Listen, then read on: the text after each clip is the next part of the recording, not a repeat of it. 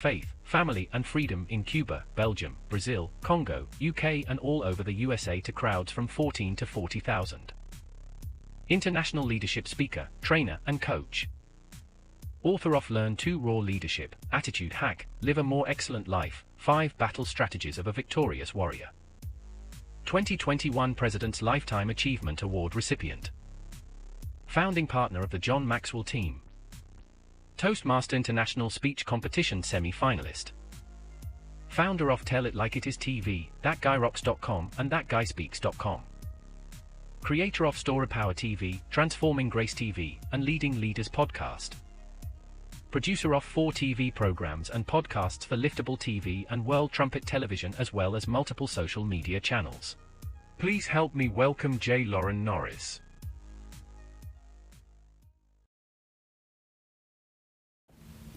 Since the fall of Rome, it has been known that most great nations are not overcome from the outside. Most great nations don't fall because there's an enemy greater than them who decides to take over their territory. That is the case in some events, but most great nations fall from within. That's what I want to talk about today on Leading Leaders.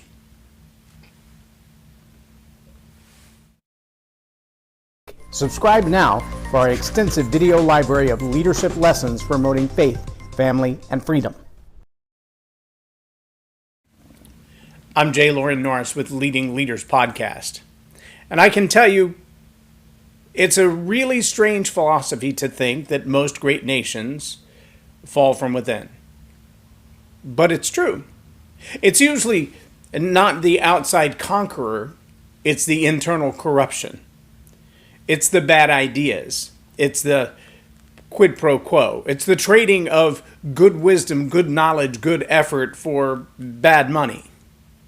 And all of these things, it seems like, well, that's a government problem or that's a big business problem. That's not my problem. But let me also remind you that when we talk about security, we often talk about a business having a good VPN or a business having good internet security so that there's no data breaches and security breaches, which it seems happens even to our big, close to infrastructure, like recently T-Mobile, 37 million data points stolen.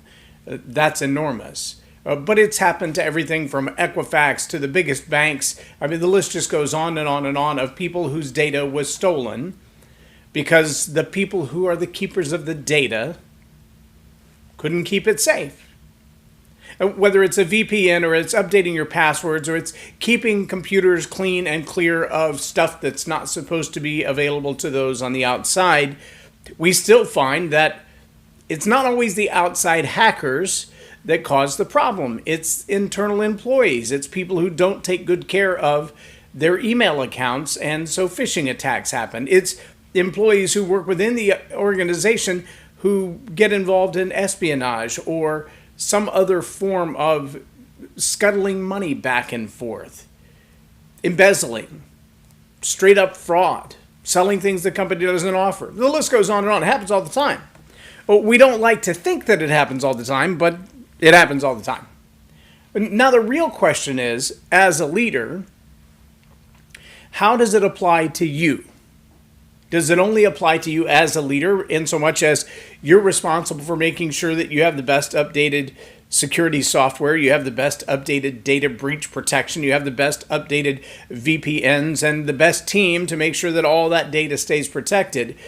Is it also up to you as a leader to make sure that you have the right people in place and you've done good character evaluations of them and good legal background checks, and you know that the people at the helm, the people who are making the decisions, the people who have access to your company's most important data can be trusted?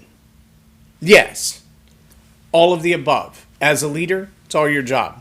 Let me add one more though, because here's where a lot of us fail as leaders. We often forget that the greatest security, the greatest defense, the greatest protection is a good offense. And I say that to say it's not just protecting ourselves from what's going on outside. Let's take the idea of data and security and the strength of a company one level deeper in leadership. How often do you find yourself where you feel like the stuff inside your head has been hacked by somebody else? Your thoughts, your ideas, and I don't mean necessarily that they've hacked it and they're trying to steal your data, but they're trying to discourage you. You've got stuff going on in your head about your business, about your personal life, about relationships, about competitive businesses. And suddenly all this stuff going on in your head, it's almost like someone has planted a virus in your mainframe and it's messing with all the data. You can't process right. You can't think clearly. You can't move through the day. Well, part of that is that you don't have the equivalent of a VPN set up in your own mind. See, in our daily disciplines as leaders, one of the things we have to be careful with is what we listen to. I call it leading the narrative, but sometimes outside narratives lead us. People pour things into our mind, whether it's through the news or it's through competitive analysis or it's through research, or maybe it's just a conversation we overheard at the coffee shop unintentionally. And we begin to take on these ideas, these worldviews that don't support the activity that we're about the business of in our company. So what happens? Well, we find ourselves a little depressed. We find ourselves significantly distracted. We find ourselves wondering, am I doing the right job? Have I done the job well? Is there someone who could do the job better than me?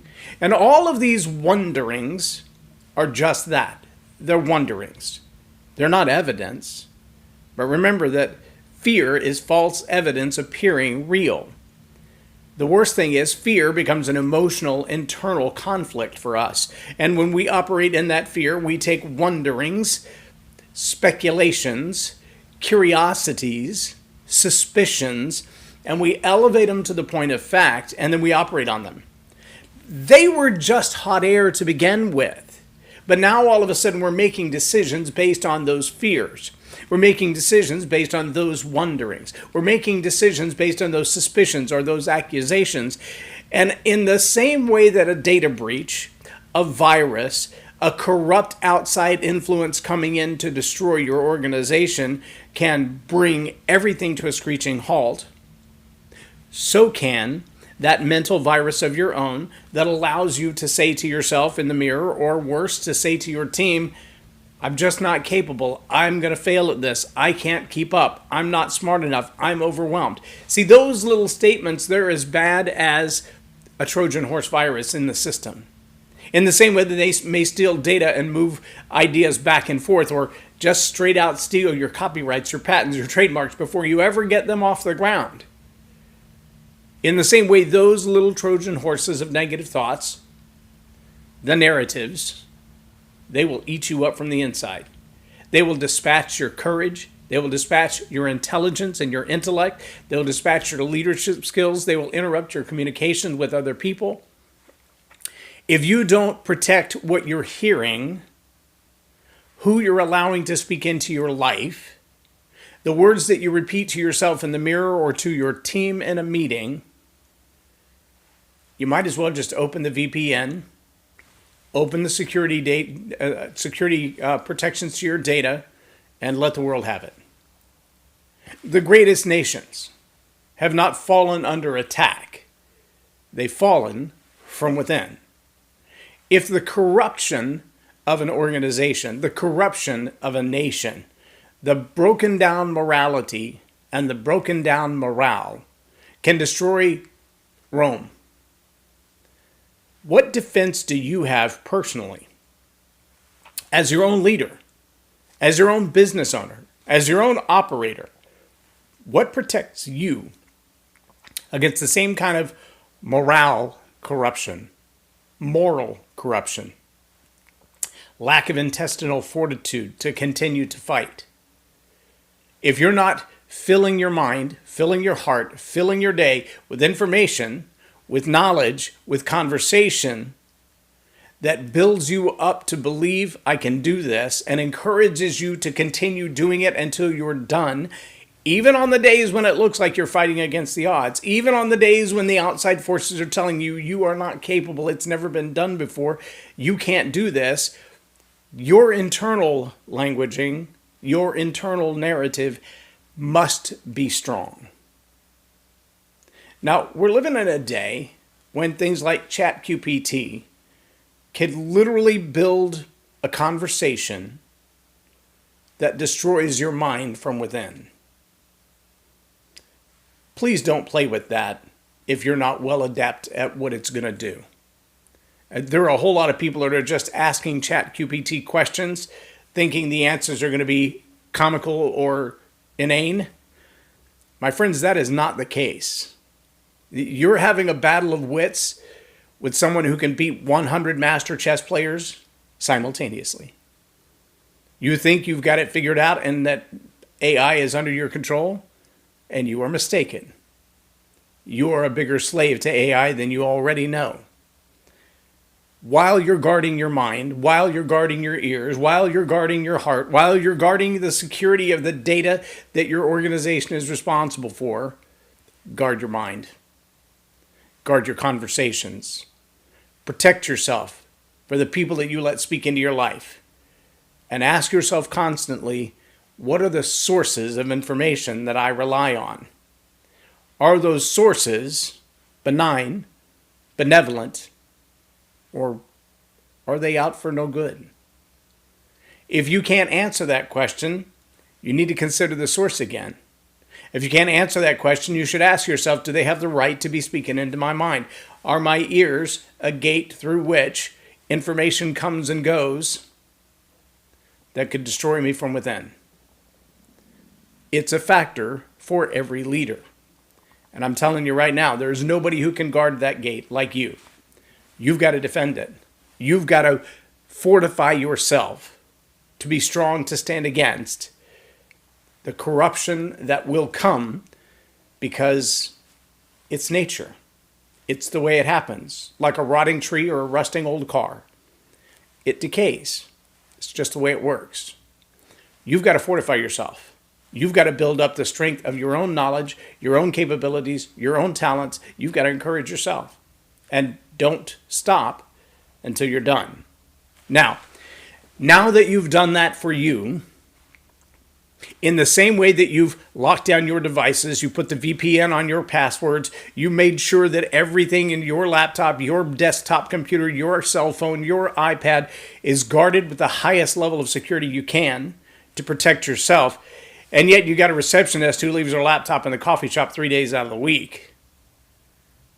You can't just guard your own heart, mind, and ears. You got to do the same for the people on your team. And the first role of that is be careful what you're saying to them. Be careful the narrative that you're promoting. Be careful the stories that you're telling. Because you can as easily corrupt morale and morals as an outside force. The greatest nations don't fall from out, they fall from within. You might destroy yourself, but you might also destroy the people on your team who are counting on you to be their strong fortress charging forward, protecting them and guiding them and making good decisions. You're a leader. You're an influencer. That's what you're supposed to do. That's your job. I'm challenging you to do that with all intention, with focus, and with integrity.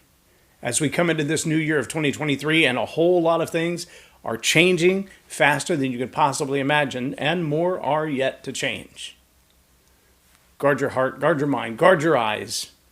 Build your own psychological VPN and separate yourself from the stuff that can destroy you from within. I'm J Loren Norris with Leading Leaders Podcast for Tell It Like It Is TV. Have a blessed day.